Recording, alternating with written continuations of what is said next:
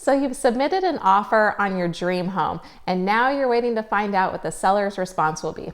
Today, we are going to be talking about what to expect from the seller's counteroffer and how to negotiate this second round. Here we go.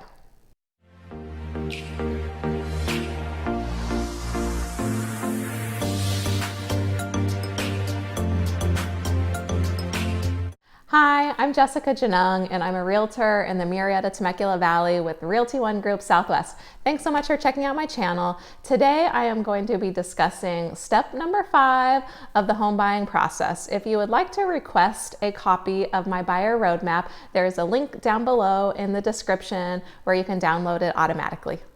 Let's get to it. Step number 5, negotiating the contract. At this point, your offer has been submitted to the seller. Will they accept your offer as is? Sometimes, but probably not. It is rare for a seller to accept every item exactly as written in your offer. If they do, that is awesome. They send it back signed, you now have an executed contract, and you're ready to open escrow. But what is more likely to happen is you're going to be receiving a counteroffer. You may be wondering what items are often negotiated in the counteroffer.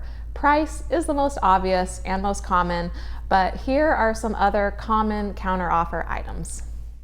Number 1, seller concessions. Maybe you ask the seller to pay for part of your closing costs. The seller may try to negotiate this credit down or even say they are not willing to pay any buyer closing costs at all. Sellers are more likely to pay some of the buyer's closing costs if they like the offer price and the other terms in the offer package. If you know that you need closing costs in order to buy your home, my advice is to make the seller a really good offer on the purchase price. You'll get a lot more cooperation that way. Number 2, service providers. It's negotiable, but typically the seller wants to choose the title and escrow officers that they prefer. They especially want to choose the title rep because it is customary that the seller pays the owner's title insurance policy. At the offer and counteroffer stage, most buyers and sellers consider this a minor detail, and if that's all that's up for discussion, an accepted contract and the opening of escrow is quite likely. Number 3, timelines and contingencies. The seller may counter requesting shorter timelines on the closing date and contingency removal dates. I always give the disclaimer that every real estate transaction is of course unique, and there are always exceptions where the seller may want to delay closing. But typically sellers are trying to shorten the contract timeline and the contingency removal time periods. As the saying goes, time is money. The sooner the buyer removes the contingencies, the greater chance the seller will be able to collect the buyer's earnest money deposit should the buyer back out from buying the home.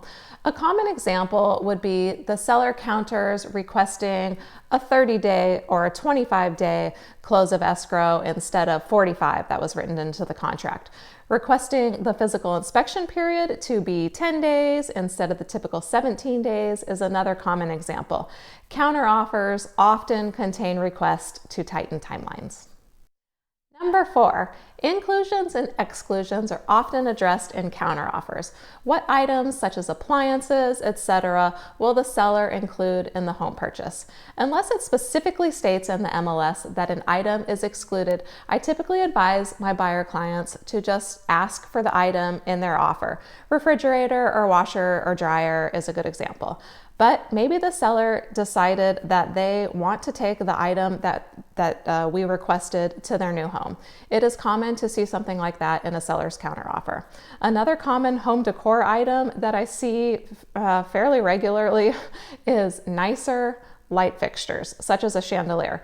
Maybe the seller spent like $1,000 on a fancy chandelier and wants to take it with them.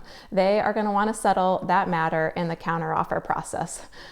Just a little side note, I always advise my sellers when I'm listing their home to go ahead and just replace that chandelier before we list the property so there is no confusion and the buyer doesn't get attached to it and make a fuss about it.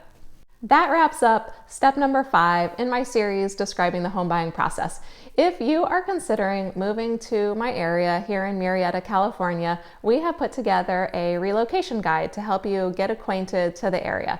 There is a link in the description for that, and it is available for immediate download. That's down below in the description.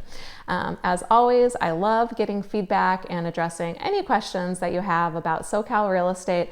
Drop me a message or a question in the comments below. I love getting them. I answer all of them personally and normally within 24 hours. Stay tuned for my next video, which I publish every week. Bye.